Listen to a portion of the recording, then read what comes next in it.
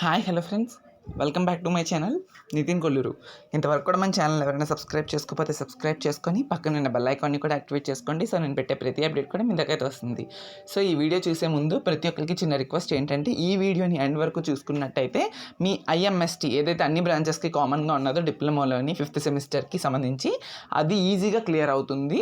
So నేను చెప్పే important SA questions and short answer questions నేను ఎలా చెప్తున్నానో ఒకసారి వినండి. ఎలా రాయాలి అనేది కూడా చెప్తాను. అందుకనే కంప్లీట్ వీడియో తెలుసుకుంటే ఒక 20 or half an hour వీడియోని తెలుసుకుంటే మీరు ఎగ్జామినేషన్ని వెల్ అటెంప్ట్ చేసి ఫస్ట్ అటెంప్ట్లోనే ఐఎంఎస్టీని ఆల్మోస్ట్ క్లియర్ చేస్తారు. ఐఎంఎస్టీ అనేది ఎలాంటిదంటే సబ్జెక్ట్ డిప్లొమాలో అందరికీ 100కి 90% పాస్ పర్సెంటేజ్ ఉన్న సబ్జెక్ట్. ఒక 10% ఎవరో సప్లీ ఉంచవచ్చు, కానీ రిమైనింగ్ అంతా కూడా ఆల్మోస్ట్ క్లియర్ అయ్యే సబ్జెక్ట్. ఓకేనా? సో ప్రీవియస్ ఇయర్ బేసిస్ బట్టి నేను అన్నీ చెప్తూ ఉంటాను, జాగ్రత్తగా వినండి. ఫస్ట్ ఆఫ్ ఆల్ అయితే షార్ట్స్ ఎస్ఎస్ రెండు చెప్తాను. నా ముందు మాట వినండి. ఏంటంటే అది ఫస్ట్ నేను చెప్పిన 14 ఎస్ఏస్ ఉన్నాయి. ఆ 14 ఎస్ఏస్లోని మీరు ఎన్ని చదవగలిస్తే అన్ని చదివి రిమైనింగ్ వదిలేసి తర్వాత షార్ట్స్కి వెళ్ళండి. అంతే తప్ప ఎస్ఏస్ని టచ్ చేయకుండా షార్ట్స్ని టచ్ చేసి చదివితే ఐఎంఎస్టీ ఎగ్జామ్ అనేది ఉండిపోతుంది. ఆ ఎస్ఏస్ అనేవి చాలా మేజర్ రోల్ ప్లే చేస్తాయి ఈ ఐఎంఎస్టీలో. ఓకేనా? సో ఫస్ట్ ప్రిఫరెన్స్ అనేది 80% ఆఫ్ ప్రిఫరెన్స్ అనేది ఎస్ఎస్కి ఇవ్వండి. ఎన్ని వీలైతే అన్ని 14 ఎస్ఎస్లో కవర్ చేయండి. రిమైనింగ్ 20% షార్ట్స్కి ఇవ్వండి. షార్ట్స్ కూడా చదవండి. 1 డేలో కూడా చదవాల్సిన ఎగ్జామ్ 25 క్వశ్చన్స్ ఆర్ 30 క్వశ్చన్స్ 1 డేలో ఐఎంఎస్టీ చాలా ఈజీగా చదవచ్చు. ఎందుకంటే అంత ఓన్ కాబట్టి ఒక కీ పాయింట్ గుర్తుపెట్టుకుంటారు, ఆ కీ పాయింట్ నుంచి మొత్తం చదువుకుంటారు, అంతే. That's it. ఓకేనా? సో ఇప్పుడు ఎస్ఏ క్వశ్చన్స్ చెప్తాను, వినండి. ఎస్ఏ క్వశ్చన్స్ అనేది చాప్టర్ 1, చాప్టర్ 8 డ్యామ్ షూర్గా చదవాల్సిన క్వశ్చన్ అండ్ చాప్టర్ 3 కూడా 1, 3, 8 ఈ 3 చాప్టర్స్ నుండి డ్యామ్ షూర్గా మీరు రిమైనింగ్ ఏ చాప్టర్స్ లీవ్ చేసినా 1, 2, 3, 8 ఈ 4 చాప్టర్స్ని చదవండి. 5, 6 అండ్ నెక్స్ట్ ఇంకా 4 ఈ 3 చాప్టర్స్ కొంచెం వదిలిపెట్టిన 1, 2, 3, 8 మాత్రం ఖచ్చితంగా చదవాలి. ఫస్ట్ చాప్టర్ నుండి మీకు తెలిసిందే ఏం క్వశ్చన్స్ వస్తాయి అనేది. ప్రిన్సిపల్స్ ఆఫ్ సైంటిఫిక్ మేనేజ్మెంట్ కానీ principles of functions of management కానీ. ఓకేనా? అది principles of management or functions of management whatever it is. So ఉంటాయి 14 ప్రిన్సిపల్స్ ఆఫ్ మేనేజ్మెంట్ అనేది ఉంటుంది మనకి. హెన్రీ ఫాయిల్ సంథింగ్ ఎవరో ఇచ్చి ఉంటారు. అది 14 ప్రిన్సిపల్స్ని కూడా హెడ్డింగ్స్ పెట్టేసి నీట్గా బ్లాక్ పెన్స్తో పెట్టండి. వాళ్ళు ఎగ్జామినర్ అనేది ఓన్లీ హెడ్డింగ్స్ మాత్రమే కాన్సన్ట్రేట్ చేస్తారు. 14 హెడ్డింగ్స్ కూడా మీరు కరెక్ట్గా రాస్తే మీకు కిందన హెడ్డింగ్ కిందన మీరు రాసే మ్యాటర్ని వాళ్ళు చదవడానికి వీలు లేదు. అసలు 14 హెడ్డింగ్సే చదవాలి. అంతకుమించి వాళ్ళు చదవరు, వాళ్ళకి టైం ఉండదు. కాబట్టి IMST subject is nothing but correct main points రాసేస్తే ఇచ్చేస్తారు. సో మొత్తం రాస్తాం మనం కాదన్ను, కానీ హెడ్డింగ్స్ కీ రోల్ ప్లే చేస్తాయి. 14 హెడ్డింగ్స్ని రాసేసి మీకు అర్థమైనది ఏం అర్థమైందో 14 ప్రిన్సిపల్స్కి ఈచ్ అండ్ ఎవ్రీ హెడ్డింగ్ కింద ఒక 2 పాయింట్స్ రాసేయండి, సరిపోతుంది. సేమ్ అదే సైంటిఫిక్ మేనేజ్మెంట్ అడిగిన సైంటిఫిక్ మేనేజ్మెంట్స్ కూడా అలానే రాసేయండి. ఓకేనా? అది ఫస్ట్ చాప్టర్. ఈ 2 క్వశ్చన్స్ చదవకపోతే ఇంక మనం ఏం చేయలేం. తర్వాత 8th చాప్టర్ క్వశ్చన్కి రండి. ఇక్కడ చూడండి, చాప్టర్ 8 ఉంది కదా, 2, 3 పక్కన పెట్టండి. ఫస్ట్ చాప్టర్ అయిపోయింది, ఇప్పుడు 8th చాప్టర్ రండి. Explain smart energy and smart grid with sketch. So ఇది చాలాసార్లు రిపీటెడ్గా అడిగిన question. Smart energy, smart grid అనేది 2 కలిపి అడుగుతాడు, సింగిల్గా అడగకపోవచ్చు. సింగిల్గా అడిగితే మనం రాయొచ్చు, కాదన్ను, కానీ 2 కలిపే మ్యాక్సిమం టైమ్స్లో అడుగుతున్నాడు. సో స్మార్ట్ ఎనర్జీ కోసం, స్మార్ట్ గ్రిడ్ కోసం మీరు ఎక్స్ప్లెయిన్ చేస్తూ ఒక స్కెచ్ ద్వారా మీరు రిప్రజెంట్ చేయాలి. మీ టెక్స్ట్ బుక్స్లో స్కెచెస్ ఉండవు. స్కెచెస్ ఉండట్లేదు కదా అని వదిలేయకూడదు. గూగుల్లోకి వెళ్ళి స్మార్ట్ ఎనర్జీ, స్మార్ట్ గ్రిడ్ అని మీరు టైప్ చేస్తే మీకు స్కెచెస్ వస్తే స్కెచ్ డ్రా చేయాలి. స్కెచ్ అంటే చిన్న చిన్న డయాగ్రామ్స్ ఉంటాయి. స్మార్ట్ ఎనర్జీకో డయాగ్రామ్, స్మార్ట్ గ్రిడ్కో డయాగ్రామ్. ఏ డయాగ్రామ్ మీకు కనిపిస్తుందో ఆ డయాగ్రామ్ని గీయండి. ఓకే? ఖచ్చితంగా డయాగ్రామ్ ఉండాలి, లేకపోతే మార్క్స్ తీసేస్తాడు. అది next. Explain smart city. Smart సిటీలో ఉండవలసింది. స్మార్ట్ సిటీ అంటే ఏంటి? మొత్తం అంతా కూడా స్మార్ట్ సిటీలో ఏముంటాయి? స్మార్ట్ బిల్డింగ్స్ ఉంటాయి. తర్వాత సోలార్ ప్యానల్స్తో కూడిన స్మార్ట్ స్ట్రీట్ లైటింగ్స్ ఉంటాయి. తర్వాత స్మార్ట్ సెక్యూరిటీ, ఒక బిల్డింగ్లోని మొత్తం అంతా కూడా సెక్యూరిటీ ఎలా చేస్తారు. స్మార్ట్ కార్ పార్కింగ్ ఎలా ఉంటుంది. ఆ స్మార్ట్ సిటీని ఒక నీట్ స్కెచ్తోని డయాగ్రామ్ డ్రా చేసి దాని నుండి ఎక్స్ప్లెయిన్ చేయండి. ఓకేనా? ఇది డైరెక్ట్ 10 మార్క్స్ ఎస్ఏ క్వశ్చన్, రిపీటెడ్గా అడుగుతున్నవి. Smart energy, smart grid, smart city, ఈ 2 అంటే స్మార్ట్ ఎనర్జీ, స్మార్ట్ గ్రిడ్ ఒకటే కాబట్టి నెక్స్ట్ స్మార్ట్ సిటీ కూడా రాయాలి. తర్వాత ఈ 3rd క్వశ్చన్ అడగరు అనుకోని వెళ్ళిపోయారు అనుకోండి. ఇన్ కేస్ అడిగితే మీకు 8th చాప్టర్లో మీకు మ్యాక్సిమం రాసేయచ్చు. కాబట్టి 8th చాప్టర్ని explain how IoT works with neat sketch, ఇది కూడా చదవండి. చదవకుండా వెళ్ళకండి. నన్ను అడిగితే ముందు ఐఓటీ ఇంటర్నెట్ ఆఫ్ థింగ్స్ కోసం గూగుల్లో డెఫినేషన్ తెలుసుకోండి. అసలు ఇంటర్నెట్ ఆఫ్ థింగ్స్ అంటే ఏంటి మీ ఓన్గా. తెలుసుకొని దాని యొక్క డయాగ్రామ్, దాని నుండి ఆ ఐఓటీ ఎలా వర్క్ అవుతుంది, ఇన్ కేస్ ఐఓటీ ఎలా వర్క్ అవుతుందో మీకు కరెక్ట్గా రాయలేము తెలియదు అనుకుంటే హోమ్ ఆటోమేషన్ ఎగ్జాంపుల్గా తీసుకొని రాసేస్తూ ఇలాగ ఐఓటీ అనేది మనం కనెక్ట్ చేసుకోవచ్చు, యూజింగ్ మన మొబైల్ ఫోన్ అన్ని ఆపరేట్ చేసుకోవచ్చు అని చెప్పి హోమ్ ఆటోమేషన్ ఎగ్జాంపుల్గా తీసుకొని ఐఓటీ వర్కింగ్ని మీరు ఎక్స్ప్లెయిన్ చేసుకోవచ్చు. So as a diploma student నాది కూడా కంప్లీట్ అయింది. నేను కూడా లాస్ట్ ఇయర్ క్వశ్చన్ అడిగితే ఇలానే రాశాను. ప్రతి ఒక్కటి నేను రాసినవి నేను మీతో షేర్ చేసుకుంటున్నా. ఓకేనా, జాగ్రత్తగా రాసి పాస్ అవ్వండి అంతే. మ్యాక్సిమం నేను ట్రై చేస్తున్నా మంచి ఇంపార్టెంట్ క్వశ్చన్స్ ఇవ్వడానికి. వస్తే వెల్ అండ్ గుడ్, లేకపోతే మీరు ఇంకా ఎక్స్ట్రా ఎఫర్ట్ ఇస్తూ మీరు జాగ్రత్తగా చదువుకోవాలి. ఓకేనా, మ్యాక్సిమం వస్తాయి. నెక్స్ట్, ఇది 8th చాప్టర్. 3rd చాప్టర్ నుంచి చూస్తే ఎస్ఎస్ నెట్వర్క్ డయాగ్రామ్ సమ్ తెలుసు కదా. ఐడెంటిఫై క్రిటికల్ పాత్ ఒకటి, నెట్వర్క్ డయాగ్రామ్ గీసినందుకు 4 మార్క్స్, క్రిటికల్ పాత్ ఐడెంటిఫై చేసినందుకు ఒక 3 మార్క్స్, ప్రాజెక్ట్ డ్యూరేషన్కి 3 మార్క్స్ అలా ఇస్తాడు. సో ఖచ్చితంగా మీరు ఈజీగా రాయొచ్చు ఆ నెట్వర్క్ డయాగ్రామ్ సమ్కి రిలేటెడ్. అండ్ కొన్ని ఇంపార్టెంట్ క్వశ్చన్స్కి లింక్స్ వీడియో కింద ఇస్తాను, కొన్ని ఎక్స్ప్లెయిన్ చేశాను ప్రీవియస్ ఇయర్స్లో, అవి మీరు చూసుకోండి ఏమైనా ఉపయోగపడతాయేమో అని చెప్పి. ఓకేనా, ఆన్సర్స్ కూడా ఉంటాయి దాంట్లో. అది 3rd చాప్టర్. అండ్ 3rd చాప్టర్లో ఇన్ కేస్ కనుక సమ్ ఇవ్వకపోతే, నెట్వర్క్ డయాగ్రామ్ సమ్ ఇవ్వకపోవచ్చు. కొన్ని క్వశ్చన్ పేపర్స్ చూస్తే నెట్వర్క్ డయాగ్రామ్ సమ్ లేని క్వశ్చన్ పేపర్స్ కూడా ఉన్నాయి. సో అలాంటప్పుడు ఏమిస్తాడంటే explain break even analysis with neat sketch. Okay, break even analysis with neat sketch. ఓకేనా, మీరు నెట్వర్క్ డయాగ్రాము చదవాలి, సమ్మని ప్రిపేర్ అవ్వాలి, బ్రేక్ ఈవెన్ అనాలిసిస్ కూడా ఇంపార్టెంట్ క్వశ్చన్. ఒక స్కెచ్ ఉంటుంది, స్కెచ్ నుండి ఆన్సర్ రాయొచ్చు. తర్వాత differences between CPM and PERT, ఇది షార్ట్ ఆన్సర్ కింద అడగొచ్చు, లేదా ఎస్ఏ కింద. మీకు ఈ 3rd చాప్టర్ నుండి 1.5 ఎస్ఏ కదా. నెట్వర్క్ డయాగ్రామ్ సమ్ ఇవ్వకపోతే బ్రేక్ ఈవెన్ అనాలిసిస్ 10 మార్క్స్కి ఇచ్చి డిఫరెన్సెస్ బిట్వీన్ పర్ట్ అండ్ సిపిఎం ఖచ్చితంగా అడుగుతాడు. నెట్వర్క్ డయాగ్రామ్ సమ్ ఇవ్వకపోతే డిఫరెన్సెస్ అడుగుతాడు సిపిఎంకి పర్ట్కి, అదొక 5 మార్క్స్ వస్తుంది. సో వదులుకోకండి. అందుకే ఇప్పుడు చెప్పినట్టుగా chapter 1 2 questions, chapter 3 also 2 questions with small difference. So అది ఒక 2, ఇది ఒక 2. అండ్ చాప్టర్ 8 నుండి ఒక 3, అంటే 2, 2, 4, 3 7 క్వశ్చన్స్ అయ్యాయి.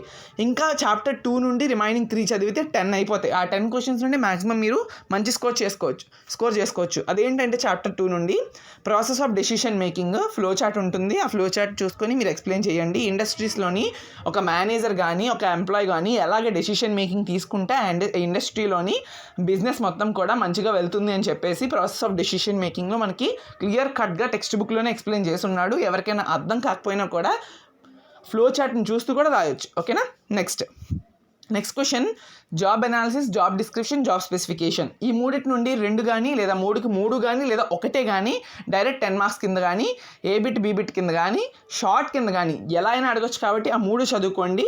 3కి 5 పాయింట్స్ మీరు రాసుకొని ఓన్గా షార్ట్ నోట్ ప్రిపేర్ చేసుకొని జాబ్ అనాలిసిస్కి ఒక 5 పాయింట్స్, జాబ్ డిస్క్రిప్షన్కి ఒక 5 పాయింట్స్ అండ్ జాబ్ స్పెసిఫికేషన్కి ఒక 5 పాయింట్స్ నోట్ చేసుకొని చదివేయండి. ఓకే, అది ఎస్ఏ కింద అడిగితే ఎస్ఏ, షార్ట్ కింద అయితే షార్ట్ చిన్నది చేసి రాసిస్తారు. Next, state and explain Maslow's hierarchy of needs. Okay, ఇది మోటివేషనల్ థీరీస్లోని ఒక నీడ్. ఇది మోటివేషనల్ థీరీస్ ఉంటాయి కదా, దానిలోనే ఒక థీరీ లాంటిది ఇది మాస్లోస్ అని చెప్పి. అది కూడా డైరెక్ట్ 10 మార్క్ ఎస్ఏ క్వశ్చన్ కింద అడుగుతాడు. ఈ 3 చదవండి. So 10 SA questions from chapter 1, 2, 3 and 8 గుర్తుపెట్టుకొని చదవండి. ఇంకా చాప్టర్ 4 and 5 ఇవి ఎప్పుడైతే మీ చాప్టర్ 1, 2, 3, 8 అయిపోయాయో అప్పుడు 4 and 5లో 3 ఉన్నాయి. 3 కూడా ఇంపార్టెంటే, చదవండి. ఓకేనా, explain ABC analysis with graphical representation. Chapter 4 ఖచ్చితంగా ఇంపార్టెంట్ క్వశ్చన్ ఇది ఒక్కటే ఉన్నది, మిగతా రిపీటెడ్గా అడగట్లేదు కాబట్టి నేను రాయలేదు. సో ఏబీసీ అనాలిసిస్ అనేది చాలా రిపీటెడ్. మీ ఫైనల్ ఇయర్ బ్యాచ్ అంటే మీ సీనియర్స్కి క్వశ్చన్ అడగలేదు, స్కిప్ చేశాడు. బ్రేక్ ఈవెన్ అనాలిసిస్ ఇప్పుడు చెప్పిన ఇంపార్టెంట్ క్వశ్చన్ అది కూడా అడగలేదు. సో మీకేమైనా అడిగే ఛాన్సెస్ ఉన్నాయి కాబట్టి, లాస్ట్ ఇయర్ అడగలేదు కాబట్టి ఈ ఇయర్ అడుగుతాడని చెప్పి నేను రాశాను. ఏబీసీ అనాలిసిస్ అనేది చాలా ఇంపార్టెంట్ క్వశ్చన్ విత్ స్కెచ్. తర్వాత చాప్టర్ 5 నుండి explain direct and indirect cost of accidents, 5S principle for good housekeeping. Okay, first chapter 1, 2, 3, 8 తర్వాత చాప్టర్ 4, చాప్టర్ 5. ఓకే, ఇది కవర్ చేసుకోవడానికి ట్రై చేయండి. మీకు ఇన్ కేస్ ఇప్పుడు ఇచ్చిన క్వశ్చన్స్ నుండి ఎక్కడైనా తడబడినా, మీరు రాయకపోయినా, నేనేంటంటే ఇది ఒక చిన్న ట్రిక్గా చెప్తున్నాను, అంతేగాని చూసి రాసేయని నేను చెప్పట్లేదు. ఎవరికైనా మీ కాలేజెస్లో హెల్ప్ అయినట్టయితే, హెల్ప్ అవ్వదు, ఏమైనా చిన్న క్లూస్ ఇచ్చినట్టయితే, ఎవరినైనా వచ్చినట్టయితే, మీకు ఇప్పుడు ఎంటర్ప్రెనర్ అనే ఒక వర్డ్ వచ్చింది, దాని మీద ఎస్సే రాయమన్నాడు. Explain about entrepreneur, role of entrepreneur or features of entrepreneur అని చెప్పి ఏదైనా అడిగాడు అనుకోండి. ఎంటర్ప్రెనర్ అంటే ఏంటి మనకు తెలియదు. అలాంటప్పుడు మీ బ్యాక్ సైడ్ కానీ ముందు వాళ్ళకి కానీ ఎవరైనా చదువు ఉంటే ఎంటర్ప్రెనర్ అంటే ఏంటో తెలుసుకోండి. ఒక చిన్న వర్డ్ మీనింగ్ తెలుసుకొని ఇన్ కేస్ చెప్పినట్టయితే ఆ మీనింగ్ నుండి మీకేమో అర్థమైందనేది రాయండి. లాస్ట్ టైము మీరు నమ్మరో తెలియదు కానీ explain the features and advantages disadvantages of sole proprietorship అని చెప్పి అడిగాడు.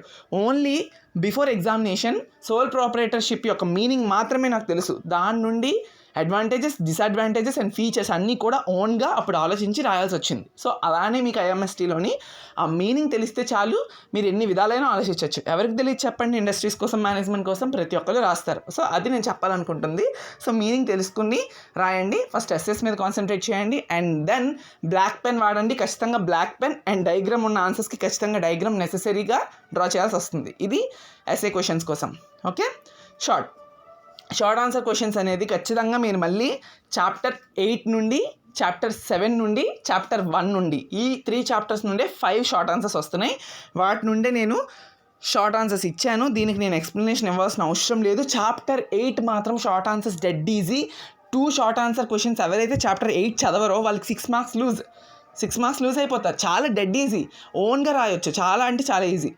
ఐఓటీ కోసం తెలుసుకుంటే చాలు. Features of IoT, applications of IoT, advantages of IoT అన్నీ. ఒక ఐఓటీ అంటే ఏంటో తెలుసుకుంటే నేను అప్లికేషన్స్ ఎలా వాడతారు, అప్లికేషన్స్ ఆఫ్ ఐఓటీ అంటే ఏంటో చెప్పనా. మీ కరికులంలోనే అప్లికేషన్స్ ఆఫ్ ఐఓటీ అని చెప్పి అన్ని కాన్సెప్ట్స్ ఇచ్చేస్తారు. వాటినే ఎస్ఏస్ కింద మనం చూపిస్తున్నాం కదా. అప్లికేషన్స్ ఆఫ్ ఐఓటీ అంటే smart energy, smart grid, smart city, smart building, అలాంటివన్నీ అప్లికేషన్స్ కదా. సో హోమ్ ఆటోమేషన్, ఇవన్నీ కూడా అప్లికేషన్స్ ఆఫ్ ఐఓటీ వస్తుంది. అడ్వాంటేజెస్ ఆఫ్ ఐఓటీ వల్ల అడ్వాంటేజెస్ ఏంటి, ఇంటర్నెట్ ఆఫ్ థింగ్స్ రావడం వల్ల అడ్వాంటేజెస్ అంటే ఏంటంటే ఈజీ కన్వీనియన్స్ ఉంటుంది మనకి. ఏదైనా ఒక డివైస్ని యాక్సెస్ చేసుకోవడానికి. అండ్ తర్వాత సెక్యూరిటీ అనేది పెరుగుతుంది, మనకి సెక్యూరిటీ లెవెల్స్ పెరుగుతాయి. ఎందుకంటే ఐఓటీతో మనం మన చేతుల్లో ఆపరేట్ చేసుకోవచ్చు కాబట్టి, ఏదైనా ఒక పాస్వర్డ్ ఇచ్చుకొని సో మనం ఏదైనా ఎక్విప్మెంట్ని కంట్రోల్ చేసుకోవచ్చు కాబట్టి సెక్యూరిటీ లెవెల్స్ అనేవి పెరుగుతాయి.